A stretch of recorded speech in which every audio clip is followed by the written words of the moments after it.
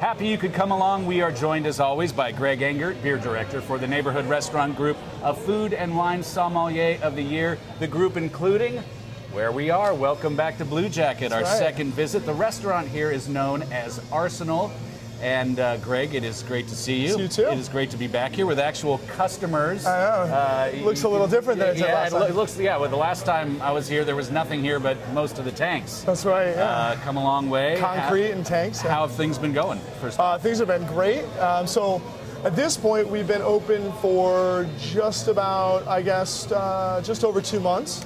Right. Really exciting. We've had, we opened with 20 different drafts and 5 different cask ales, and in the 11 or so weeks since we've been open, we've actually debuted 10 distinctly new beers, with roughly 6 to 8 more coming up in the next few weeks. So it's been really fun. It's been a lot of fun. I know when people come here that you get a list, but you also have the big board down here that shows all the beers. But there are more beers than are shown on there. So right. So people so the board is for the 20 drafts. We have the 20 drafts on the board, and then the cask ales are separate. Okay, so it's really cool. Right.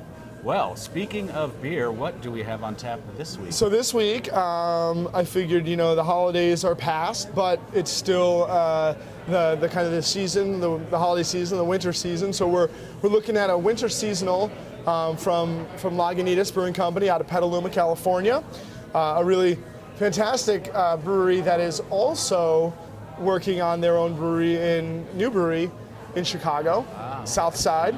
Nice. That's going to be an amazing complex. I think it's something like 300,000 square feet. It is a full-blown production facility, but it's also going to be a restaurant, bar, and live music venue. Tony McGee, who's the founder and owner of Lagunitas, is originally from Chicago, and it's one of their biggest markets already, so he's kind of a homecoming of sorts for him. So really cool. And of course, in the meantime, they keep producing great stuff, and this is tied in with capacity issues. So talk about how craft beer is booming, over 2,500 breweries in the country.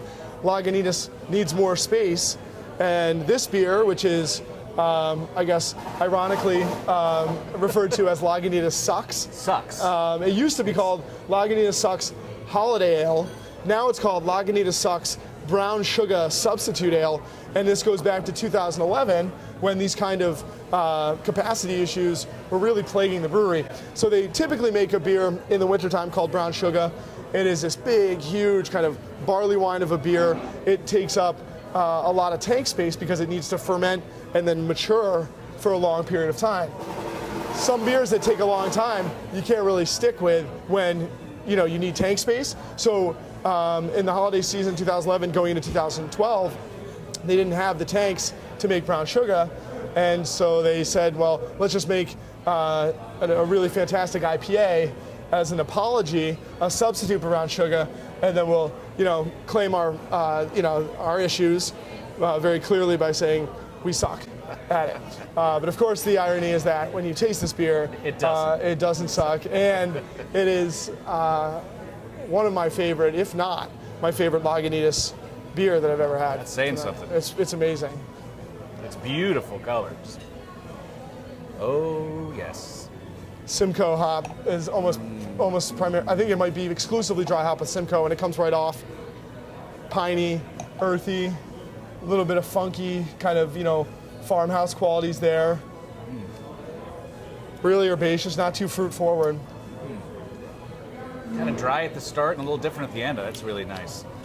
It's a fantastic IPA. I mean, it almost seems to me like they had this recipe and they were kind of waiting to brew it. So they're like, wow, we just can't afford to take up these tanks with brown sugar, but at least if we're going to brew something in its replacement, this would be a good time to brew this one. You know what I mean? It's almost, almost like they knew that this was going to kill, and it has. I mean, you see Lagunitas all over the place. And I know a lot of people who drink it. It's just a great go-to beer, and great beer. One of the highest craft beer compliments, I think, at least from my point of view, I can give. What would you pair this with?